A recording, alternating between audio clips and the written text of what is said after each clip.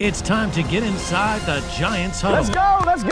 On Giants.com. I like it. And the Giants mobile app. Boom, give me some juice. Part of the Giants Podcast Network. Let's roll. Welcome to another edition of the Giants Huddle Podcast, brought to you by Citizens, the official bank of the New York Football Giants. I am John Schmeelk. Happy Thanksgiving week, everybody. Getting you ready for the Giants and the Cowboys. Our usual preview show. We're going to hear from Brian Daboll and Bob Papa. Mickey Spagnola joins us from DallasCowboys.com to preview the Dallas Cowboys. But we're going to lead things off with Evan Neal, who will be getting his third consecutive start at right tackle for the Giants this week. Now we're joined by Giants starting right tackle, Evan Neal. Evan, how are you, man? I'm doing great, man. Happy to be here. So, first of all, how are you feeling? How are you health-wise?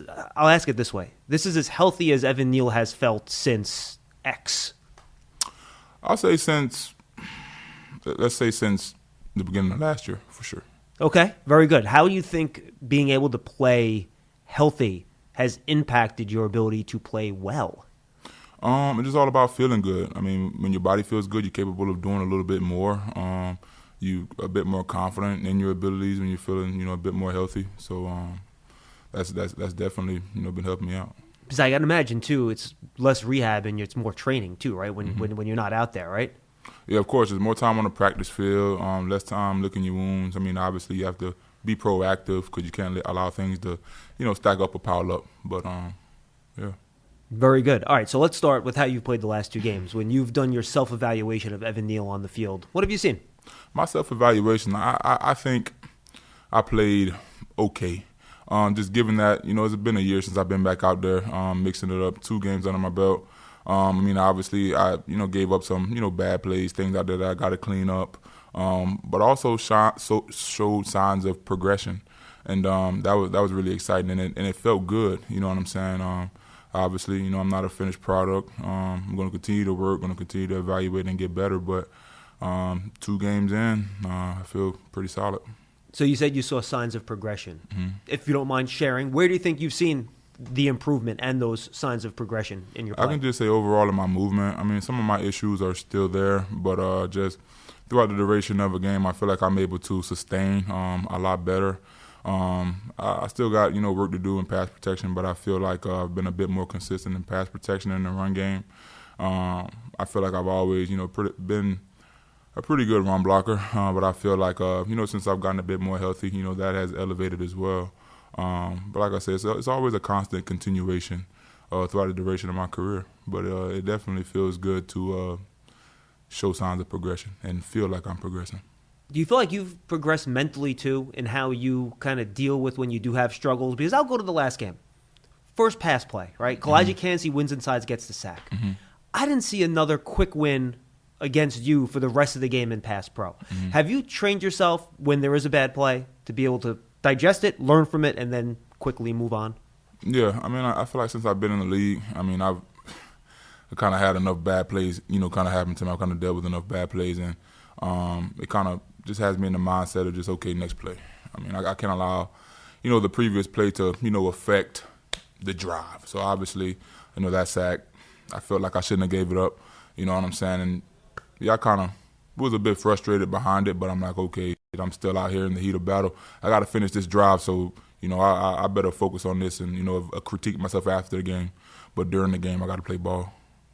I thought your run blocking, especially in your first game in there, was phenomenal. You're moving guys off the ball, and I feel like the team has navigated a little bit more towards more of a downhill power duo stuff. You've mixed some inside outside zone in too. Do you think that plays to your strength as a run blocker, be able to get downhill and move people down the field? Yes, definitely in duo schemes. Me and GVR getting those good deuce blocks, those backside B blocks on inside zone plays, just me being able to take a drop step and being able to just bear down on a guy and, generate good movement.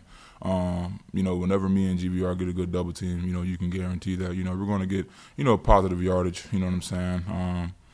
Yeah, so it definitely feels good getting those double team blocks. It plays well into my strengths, and I think it helps us stay on track on offense. You took me where I wanted to go. Greg Van Roten, he's played really well this year. He's gotten better as the years gone along. How much does it help you to have a seasoned vet with so much experience next to you to help you transition back into the lineup?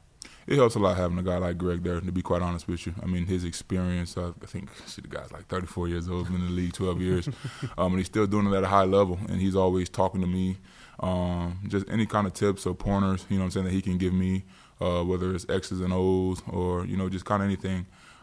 He's been a good resource for our entire offensive line room to have. So definitely Greg's a great guy. And I know one part of the offensive line play that requires a lot of chemistry is dealing with those twists and stunts, right? Mm-hmm. And I feel like the last couple of years, and not just you, the whole team has had issues with twists and stunts and picking that up. But I feel like even stepping in, first couple games, you and Greg in the line has done a pretty good job passing those off, and you have for most of the year. Yeah, I felt like we were okay passing up twists and stunts this past game. There were a couple in there that got through. I gave up a few. But you just got to get back, you know what I'm saying, and see what's in front of you and stay square. And really it's about being patient. Just setting at the same level as your guy, you know, so that way whenever they, you know, twist, you can pass it off. You're on the same level. And, you know, a lot of times you do it correctly, it's kind of sleepy. Is that some of the stuff that Carmen Barcelo, the new offensive line coach, has helped your group with, kind of working and staying on the same level and doing those fundamental things that allow you to pick up some of those games? Most definitely. I can definitely tell you that he's done that, just telling us to just stay on the same level, trust our set, and just, you know, be on the same page. Where's he helped you as an individual player in terms of technique and things like that so you can make the type of progress you've been talking about? I think Carm's a great coach. I feel like he gives guys the freedom to kind of, you know, play their own style of play, but he also, you know, he has to coach us in the way that they want us to block. You know what I'm saying? So everything works together, So right? everything works together in unison, of course. He's done a good job of that. I mean, whether it's, you know, hey, whenever you're setting this way, you know, maybe if, you know, you set a little bit more vertical opposed to at an angle going against this type of rusher, or, you know, maybe if you use your outside hand a little bit more opposed to using your inside hand a little bit more, or, you know, just making sure whenever we're in our, you know, pass protection, you know, my eyes are in the right place, you know what I'm saying, and things of that nature whenever we're sorting, and, you know, I got to, you know, squeeze on blitz and linebackers and that nature, just making sure that I'm ironed out on the X's and O's as well. You know, Carm's doing a good job. Now that he's had his hands on you since you've come back and been healthy in August, do you look back and say, oh, man, I wish I could have been doing this with him all the way back to March when you're still trying to recover from the injury last year, and how much further along you might be? I don't really think about it that way, because at the end of the day, I feel like I'm right where I'm supposed to be. Everything happened the way that it was supposed to happen, and the good thing is I'm here right now. I'm starting, right. I'm healthy, and I'm ready to go, and I thank God for it. All right, you talk about areas you still want to improve on. What's your focus right now? What are some of the things technique-wise as a pass protector that you're still working on week in, week out in practice, on the field by yourself, after, before practice, that you're trying to fine-tune? Yeah, just trusting my pass set and just being there. You know what I'm saying? Not feeling like I got to get to the spot too early. Yeah, you got to respect, you know, NFL pass rusher speed, for sure. You got to respect those guys, but a lot of times it's almost like an optical illusion. The guy's not as close, or sometimes he's not as far as you may think. So just, you know, just trusting your set, finding that patience, and ultimately just finding that range. And that's kind of something you got to get a feel for, and that comes through repetition and whatnot. So that's what I'm working on. That's great. I think you're going to deal with one of those speed rushers this week that gets on you pretty fast than Micah Parsons, right? He lines up all over the place. When you're going up against a guy like that, what are the main challenges in trying to keep him off your quarterback? Getting off on the snap count and setting under control. Got to be inside out on a guy like him. He's slippery. He's a water rusher. He's going to take the path of least resistance. So a big guy like me, man, I just want to be as big and as imposing as possible. I want to use my mass, and I want to play my game. I mean, obviously I have to respect his strengths, his quickness, and all of his attributes as well. But I have to do a good job of, you know, using mine also. Obviously, a rough game last week against the Bucs. Team came up short. What's the morale been like at the walkthroughs, in the locker room, at practice this week? Yeah, it's tough, and then we play on a short week, you know, so it's really no time to even process the game, to be quite honest with you, because we go on a flight and we fly to Dallas, you know, for the Thanksgiving game, so you really don't have really much time to process it. We just kind of got to move on and roll with the punches. That's where we're at right now. We just kind of got to pick up our shovel and dig our way out.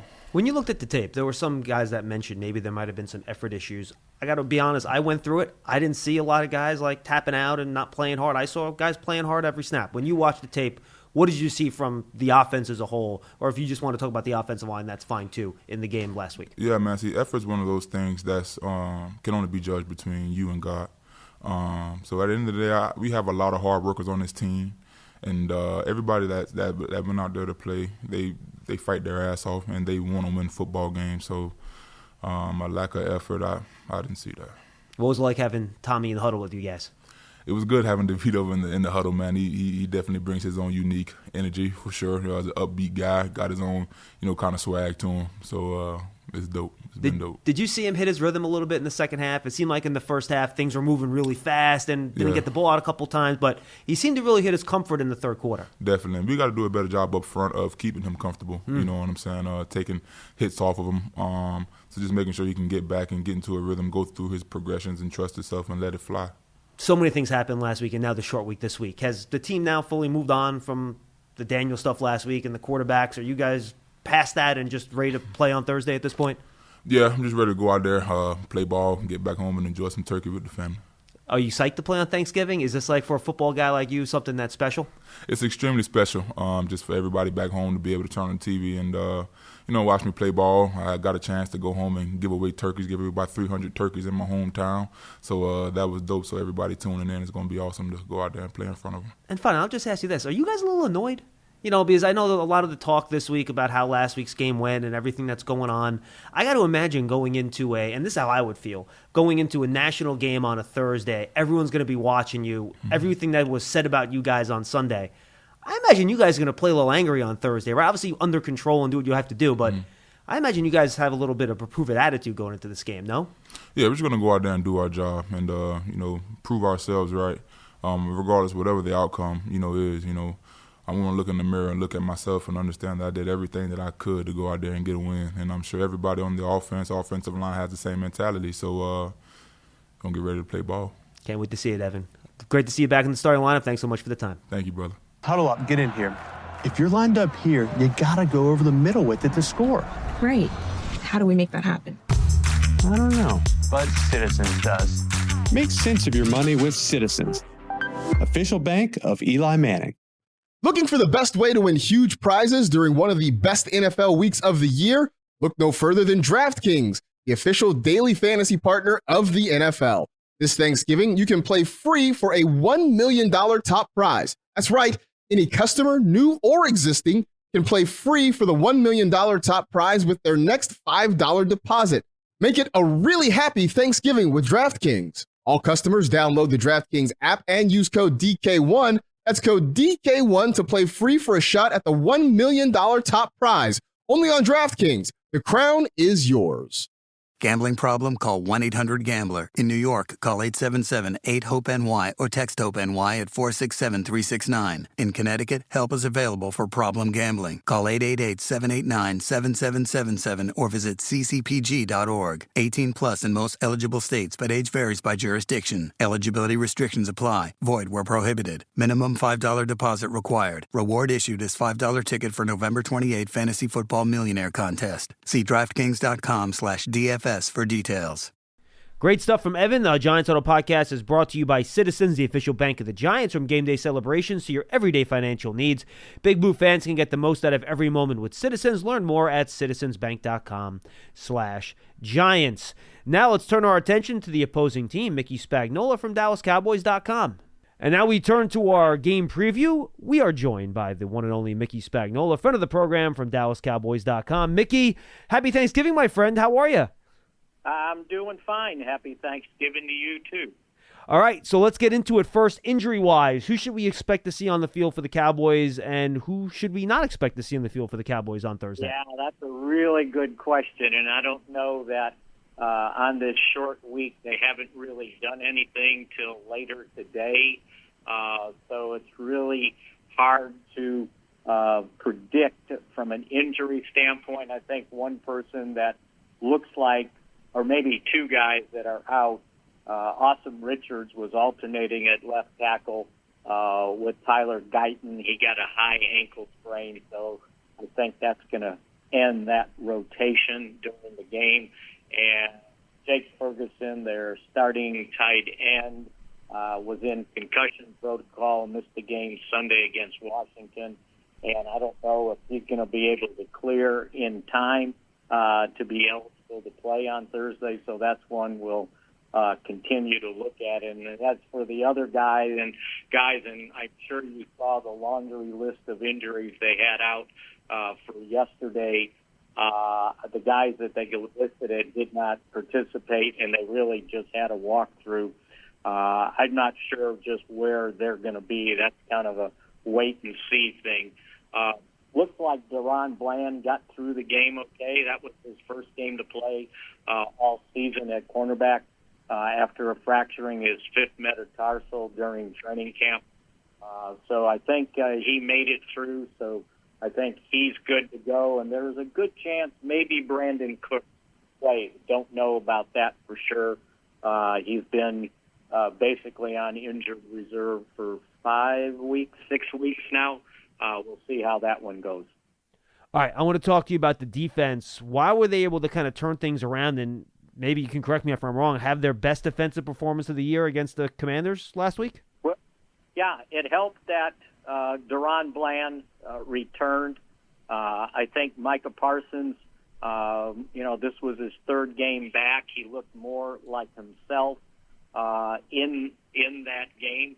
And, I think the other thing is some of the young guys that they were forced to play in injury absences of other guys, maybe starting to come around. And I don't know, sometimes, John, it's a matchup, right? You just get the right matchup against the right team, and guys are able to perform.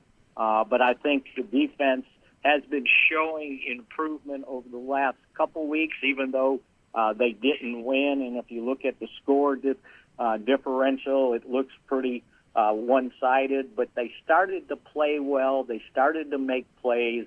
And I think that maybe it just came together against Washington. But they did a really good job of getting pressure on opposing quarterbacks. And this is 2 games in a row now that they've been able to do that. So maybe they're turning the corner. I don't know. It's one game. So this team's still got a ways to go. And we saw even a big play come up at the end with that big Terry McLaurin touchdown. Why have the Cowboys have had so many issues on defense this year, Mickey, giving up big plays both in the run and pass game? Well, John, I think it comes down to the inability, especially in the pass game, to get pressure on opposing quarterbacks.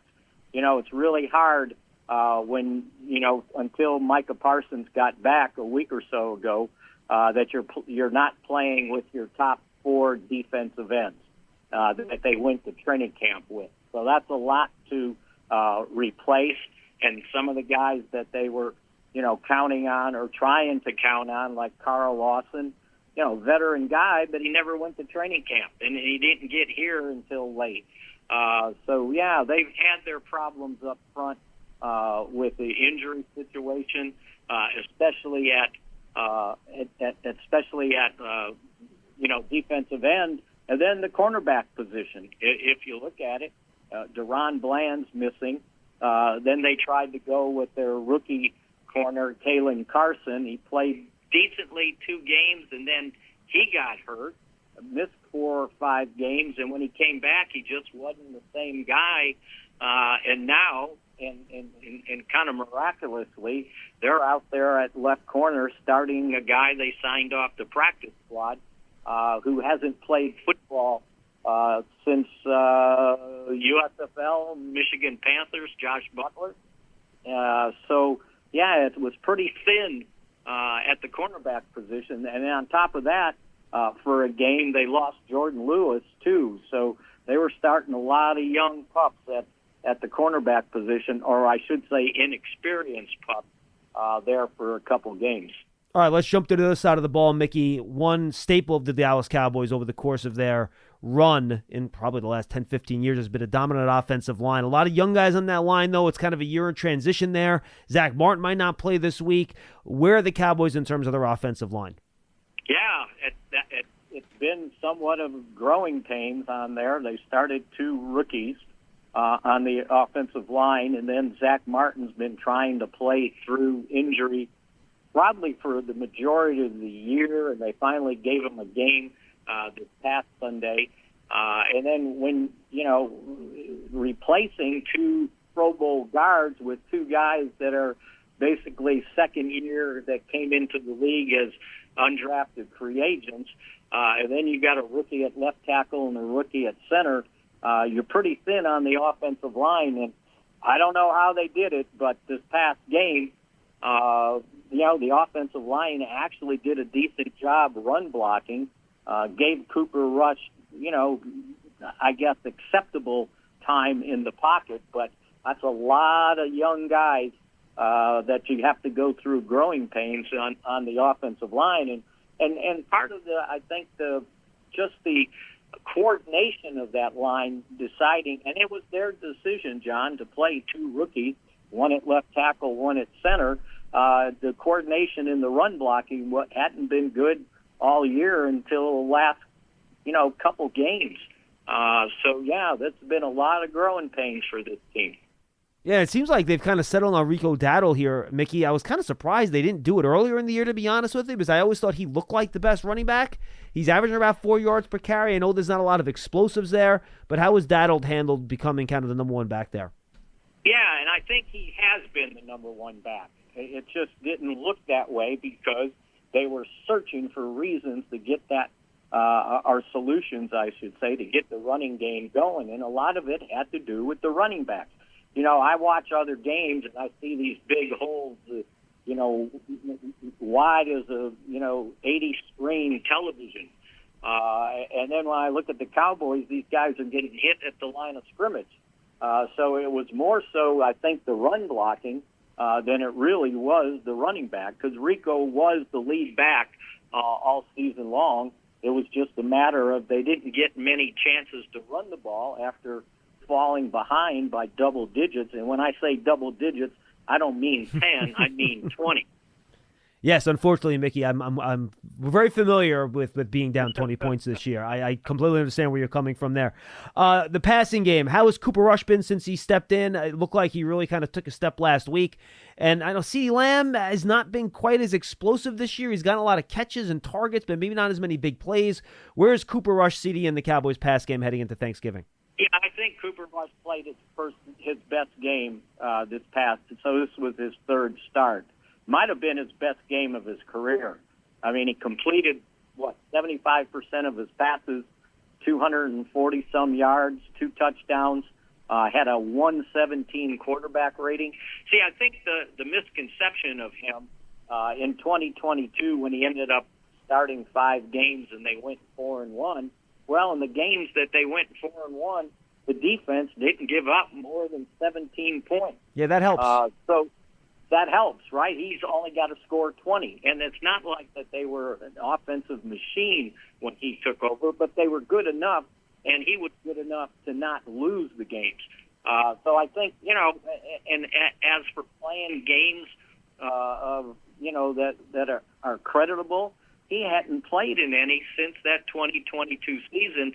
And if you look at what took place in training camp, he might have got one series in each preseason game, and then they turned it over to Trey Lance to try to give him an opportunity to finally play some football. So when he came in those first 2 games, he looked like a quarterback who hadn't played in quite some time. But I think once you get in there, and John, you know this, the backup quarterback doesn't get anything in practice. He may be running the scout team. Yep. He may get a half a dozen during the whole week with the first-team offense, but that's it, if that, because Dak Prescott likes to take all the snaps.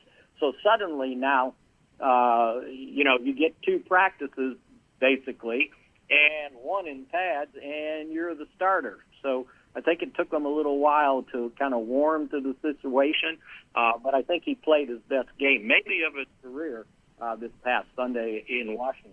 All right, final question, Mickey. We've been dealing with a lot of questions here with the season about the head coach and all that stuff. I'm sure there's been similar questions down there in Dallas, given the team's record. It's the last year of Mike McCarthy's contract. And then Jerry Jones goes on the radio Tuesday morning, I'm sure to the delight of Cowboy fans, everyone says, I'm not ruling out a contract extension for the head coach. So has that kind of cast a shadow and a pall over a lot of this year? And how are the team and the organization and the players and everyone else kind of dealing with that as a backdrop to what's been a rough year down there? Well, they dealt with it pretty good on Sunday, didn't they? Yes, they did. There's been a lot of questions about effort, about losing the locker room. And the sad part about it is that none of that was true. They just weren't good enough against some of the teams they played, right?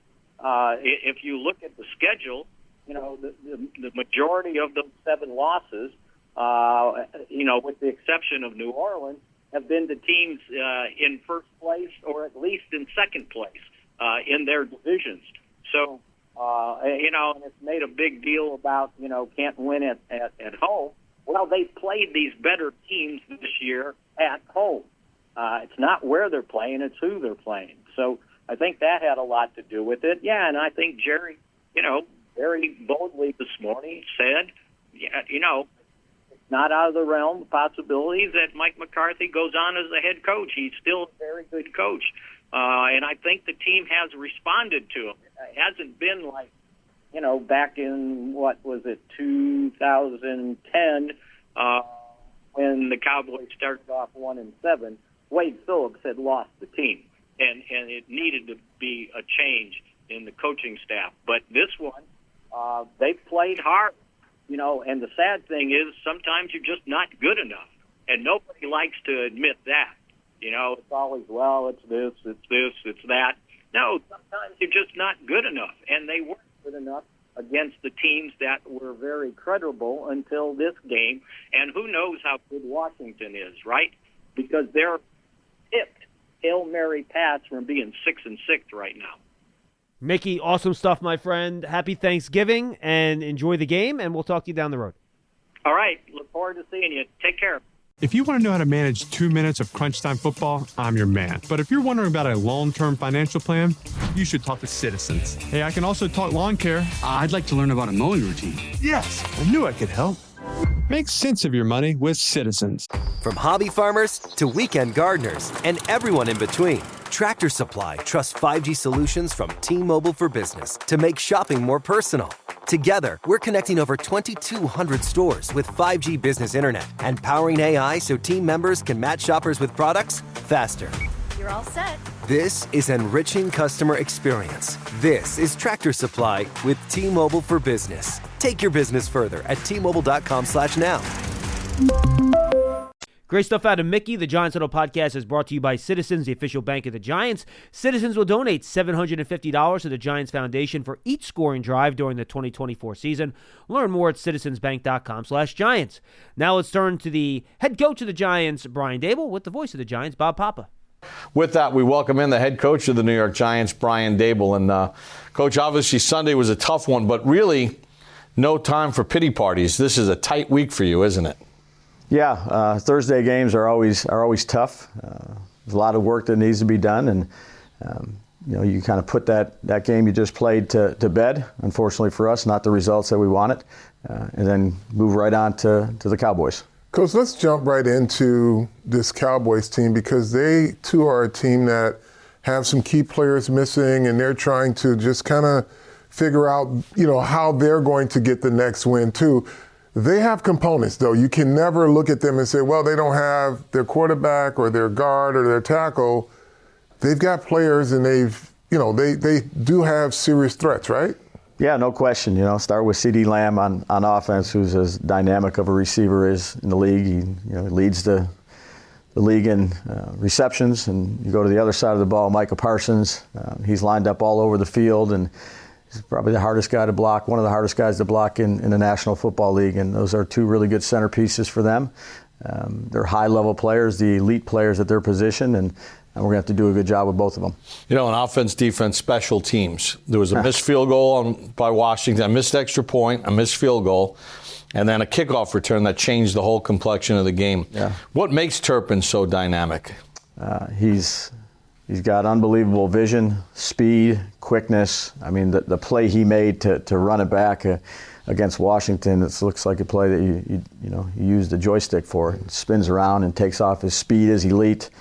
His quickness, his vision, he's tops in the league. It's almost like he set him up, too, because he kind of stopped for a second to see where they were coming from, and then he did that pivot, and then he's gone. Yeah, gone. You give him a crease, he can take it, he can change direction, he can go from one side of the field to the next side of the field. He's dynamic in both areas. He's a huge weapon for him. Because of injuries and everything else, you played them earlier this season. It's so long ago. Do you take much from that last meeting, or do you just look at these last 5 for them? No, you definitely look at the tape of the matchups that you have on your team versus their team, of the guys that played against one another. Certainly you take that into account. You use some stuff you did the year before, and then obviously the games that they've just played here in the last few weeks. From your experience, when you have a game like the game that happened on Sunday, is it almost beneficial? It's almost like baseball, where you actually kind of get a chance to get back out there and kind of put it in the rearview mirror? Yeah, not the results that we wanted. It was a tough game, obviously frustrating with the outcome, and look forward to getting ready here as soon as we can. What are some of the things this week that you do mentally with your team that you've done to get ready for this game? Because it's more mental than it is being on the field practicing. Yeah, you make the meetings a little bit longer. You do some more walkthroughs, and that's really what you can do. It's not a physical part to it. So you change your meeting schedule just a little bit, and obviously the meeting time and the practice of the walkthroughs. Final question. There's Thursday night football, but then there's Thanksgiving Thursday games. We all grew up watching it, playing it. What does it mean to you to be performing on Thanksgiving? Yeah, it's a privilege. I remember it just like you do of listening to Madden and all those type of things and watching the games. And obviously it's expanded since I was a kid, but certainly a privilege. Cowboys, Lions. You grew up watching those games, and it's great to be part of. All the players that will be playing in the game on Thanksgiving. In all 3 of the games, we'll have the John Madden silhouette patch to honor John Madden. You think of those turduckens and all that other stuff. Pretty cool stuff. Coach, best of luck on Thursday, and happy Thanksgiving. We thank Bob Papa, we thank Brian Daboll, Mickey Spagnola, and Evan Neal for joining us on this week's edition of the Giants Huddle podcast, brought to you by Citizens, the official bank of the Giants. Happy Thanksgiving, everybody. Enjoy your holiday. We'll be back with you after the game with another Giants Huddle, our rapid reaction, and then we'll be back next week with more on the New York Football Giants. Happy Thanksgiving, everybody. We'll see you next time.